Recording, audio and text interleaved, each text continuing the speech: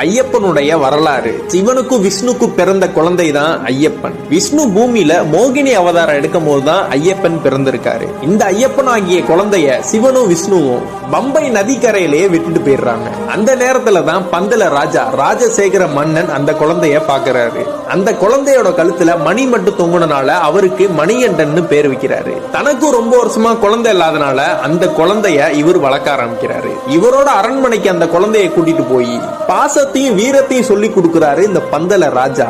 ஆனா இவரோட மனைவிக்கு மணிகண்டனை மகனாயத்துக்க பிடிக்கல. மணிகண்டனுக்கு 11 வயசு ஆகும் போது மணிகண்டன் தான் அடுத்த ராஜான்னு சொல்லி நாடு முழுவதும் பேசப்பட்டது.